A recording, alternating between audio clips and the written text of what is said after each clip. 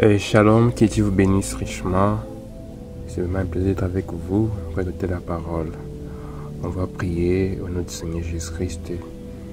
Bienvenue, Seigneur Jésus, d'écouter la parole. Bénis nos âmes, Seigneur. Quand nous vivons ta parole, donne-nous réellement des contextes afin que nous puissions recevoir ton esprit. Accorde, Seigneur, ces moments-ci, pendant que nous écoutons la parole, Seigneur Jésus, qu'il puisse déverser nous réellement. C'est toi qui as voulu qu'on puisse écouter. Donne ta révélation, Seigneur. Quand tu as dit que ces choses ont été cachées aux sages intelligents, mais tu as promis de les révéler à tes enfants qui veulent apprendre. Seigneur Jésus, apprends-nous ta vie au travers de nos serviteurs. Apprends-nous réellement qui est notre prophète. Apprends-nous réellement pourquoi est-ce que nous sommes sur la terre, Seigneur Jésus.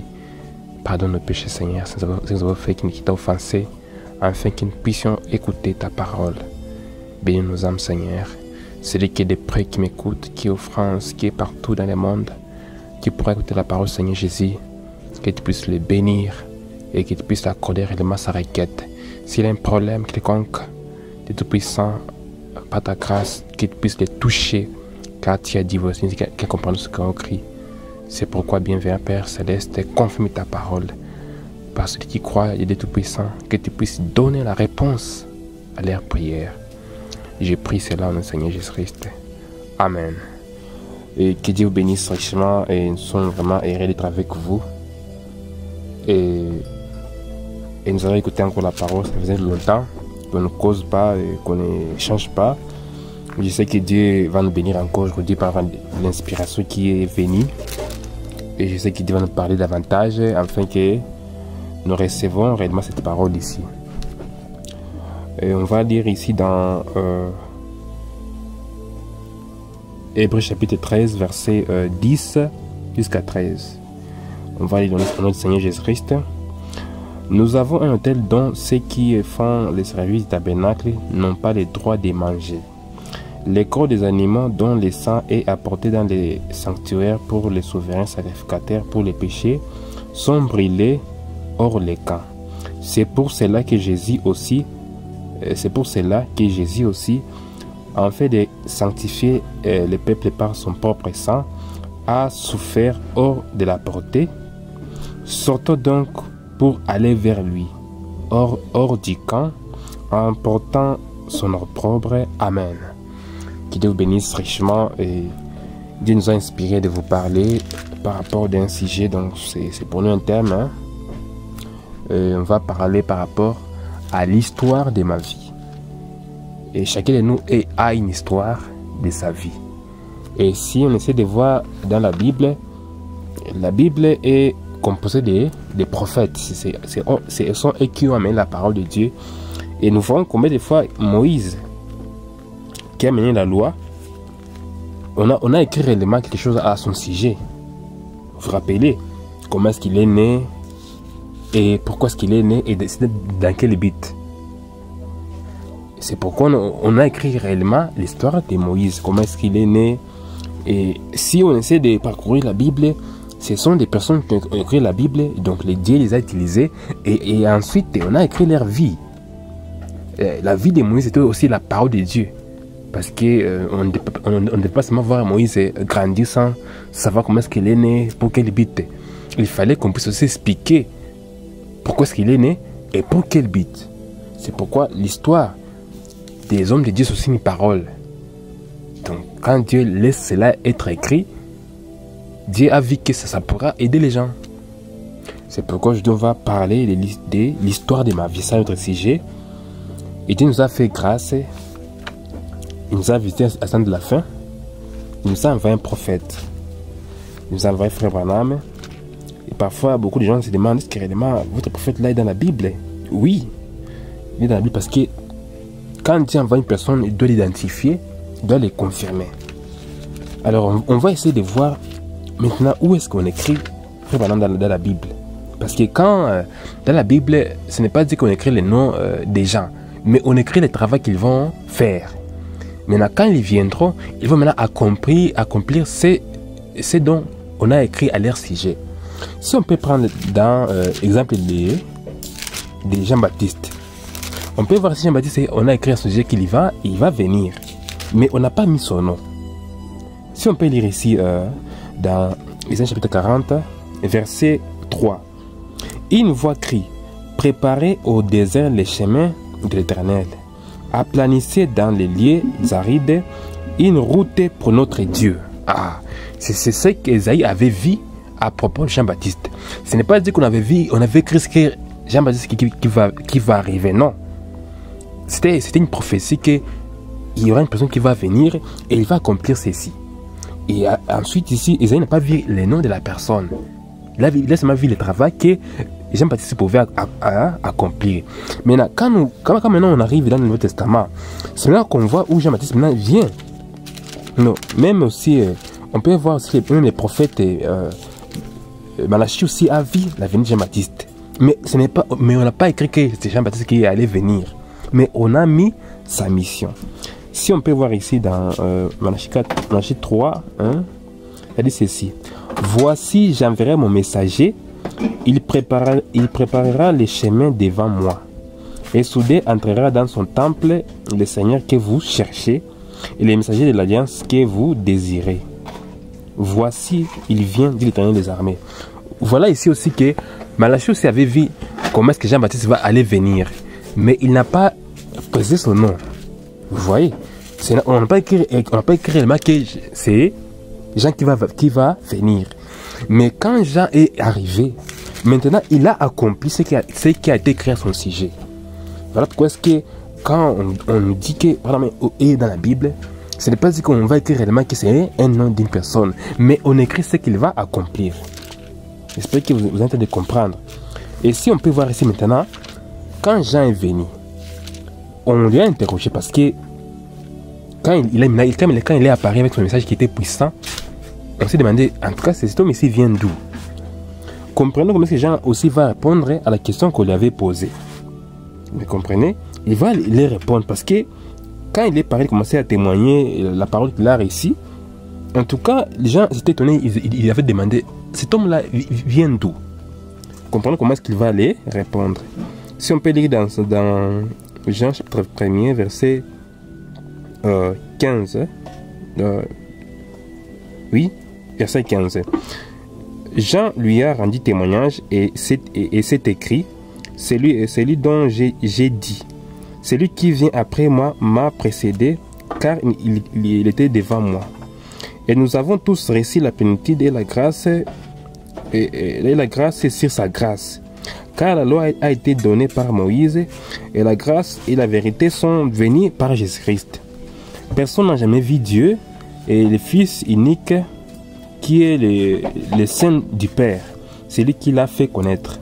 Écoutez alors ici, le verset 19. Voici les témoignages des gens, lorsque les Juifs envoyèrent de Jérusalem des sacrificateurs et des Lévites pour lui demander. Si on est venu poser les questions, parce que quand il est Paris, beaucoup de gens étaient étonnés de sa venue. Toi, qui es-tu? C'est la question qu'on avait posée à Jean-Baptiste. Il déclara sans restriction, il affirma qu'il n'était pas le Christ.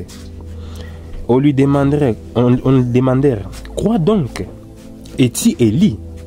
Il dit, je ne le suis point. Est-il le prophète? Il répondit, non. Ils lui dirent alors, qui es-tu? Afin que nous donnions la réponse à ceux qui nous ont envoyés. Vous voyez?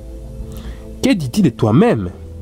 Ah, voilà, parce qu'on avait envoyé les Juifs pour aller poser à Jean-Baptiste la question parce qu'on ne savait pas qui était Jean-Baptiste. Mais ce n'est pas dit quand on a posé la question à Jean-Baptiste, il a répondu c'est moi, c'est Jean. Non.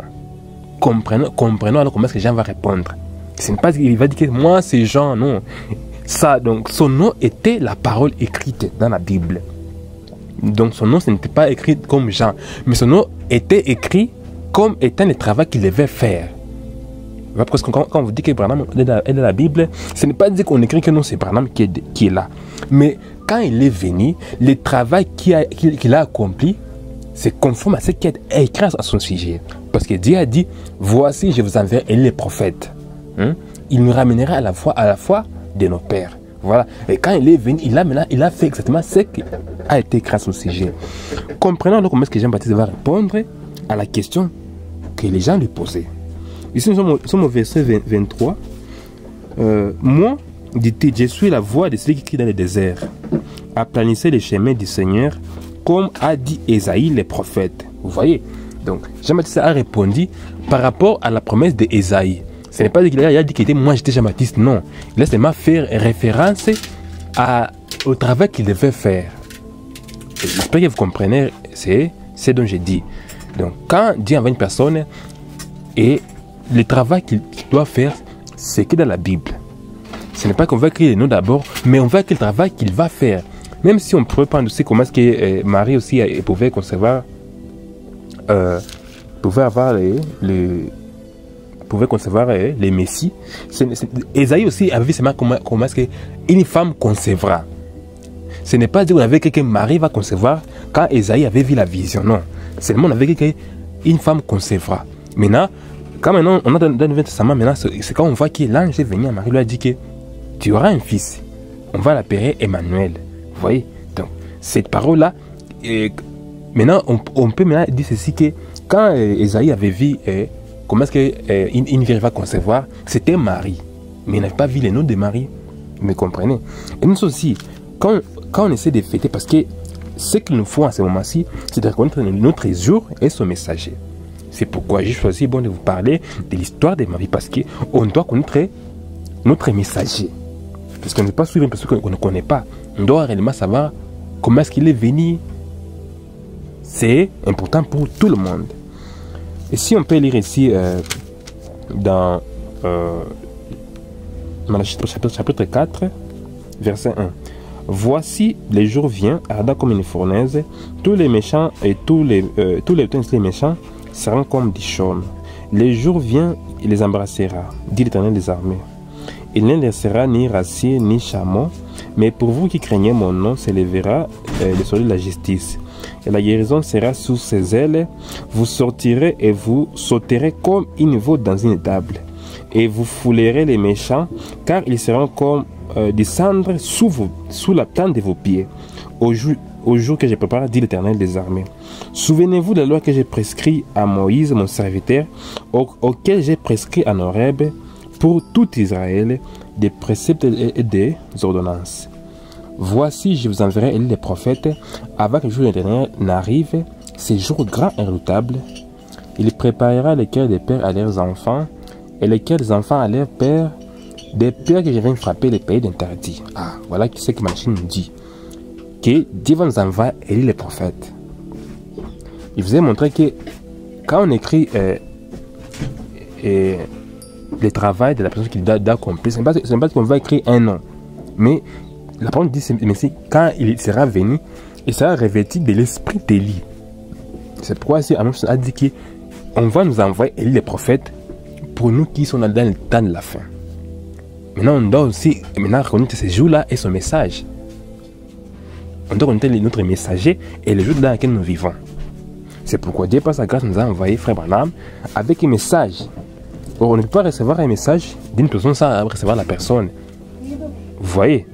Il faut donc connaître la personne est venue comment. Ici, on peut voir ici notre messager, parce qu'ici, Balafi nous a dit que ce sera Élie le prophète. Vous voyez?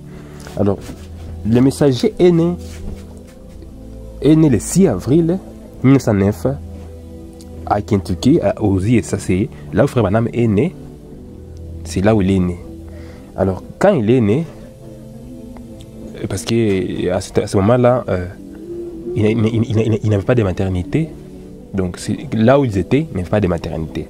C'était les sages-femmes qui ont accouché la mère de Frère Branham. Vous voyez? Alors, quand on lui a fait accoucher, c'était vers...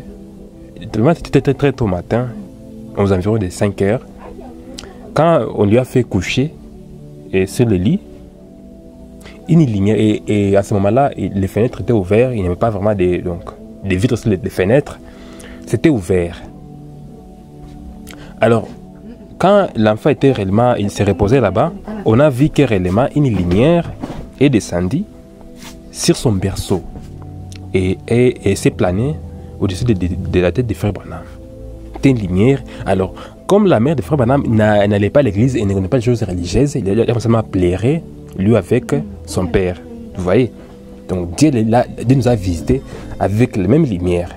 Alors cette lumière qui est descendue là-bas, c'était la colonne de feu qui est venue authentifier que Dieu a envoyé son homme.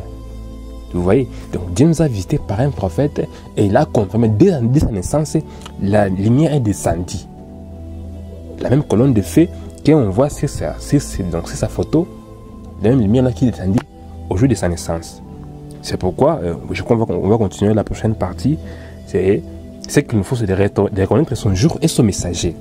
Car on ne peut pas croire une personne qu'on ne connaît pas. On doit réellement enseigner, on doit réellement savoir la personne qu'on doit suivre. Que Dieu bénisse richement et je crois qu'on va continuer à la prochaine occasion. Merci.